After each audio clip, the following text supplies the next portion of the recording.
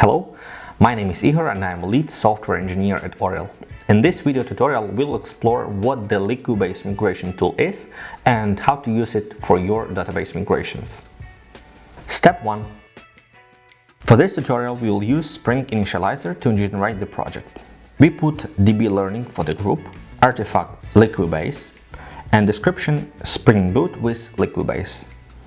Then change to Maven project and add the following dependencies: Spring Web, MySQL driver, Liquibase migration, and Spring Data GPA. Click Generate and it will go to your Downloads folder. Step 2. Open downloaded project file and briefly review the project structure. You'll notice an auto-created folder called db.changelog that comes from Liquibase. Let's create an XML file called app-changelog.xml inside this folder. This will be our main file for database migrations. After that, go to application.yaml and configure connection to your database. We'll use local MySQL database, so let's edit the config file.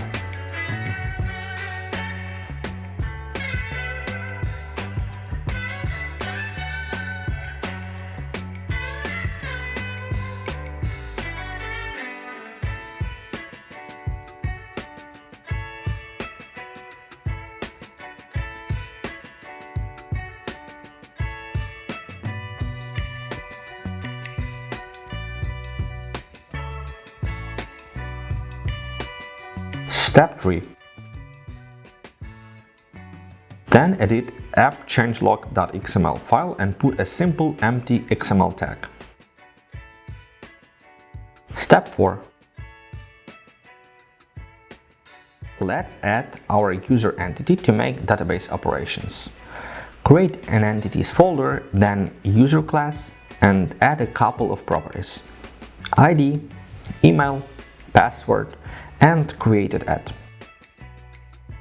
Annotate this class with a table and entity annotations.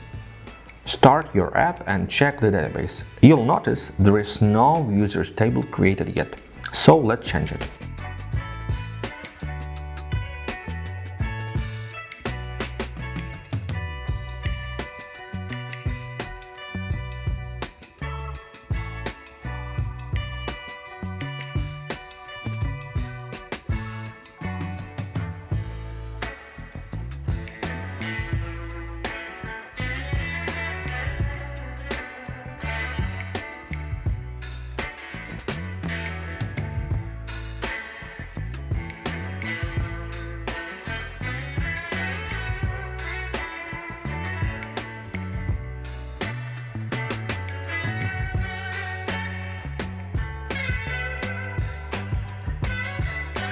Step 5.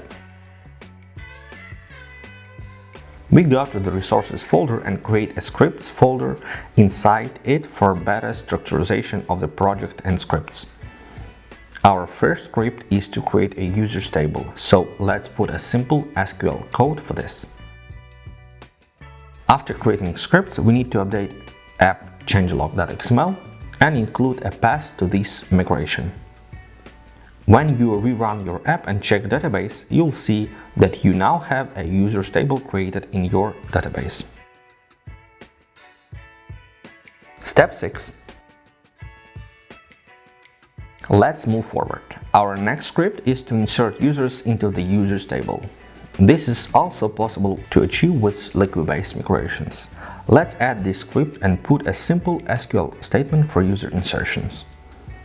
After that, update app-changelog.xml file and put a path to the scripts folder using include XML tag. Liquibase will know the path to migration scripts and will be able to execute it. After starting the app, users will be inserted in your database. We can check it and see. The next script we'll check is the one for changing column names. Let's get to the user class and change the created at column to contain an underscore. Restart the app and you'll see there are no changes in DB.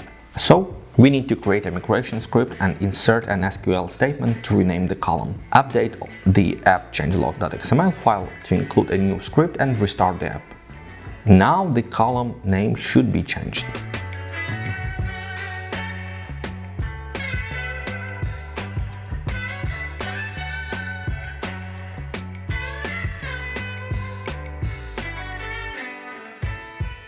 Step 7. Imagine a case when you need to add a new column to an existing table. Let's review how to do that. First, we need to add a new property to the user class. Let it be a username. Then create a script to edit the table and add a column called username. It will be a 10-char string. Include the script to the app-changelog.xml file.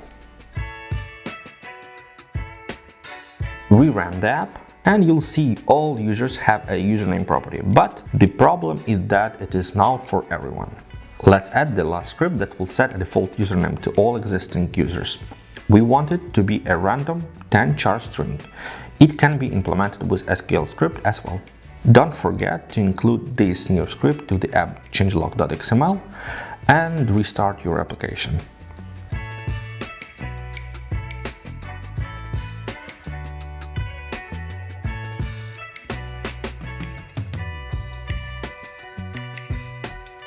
You'll see another update in your users table. Now all existing users receive default values for the username column, which is great and what we expected. This is how simple a Liquibase migration is and how easy you can start using it in your Spring Boot project. Thank you for watching. I hope you find this tutorial helpful. Stay tuned as more educational videos are coming soon.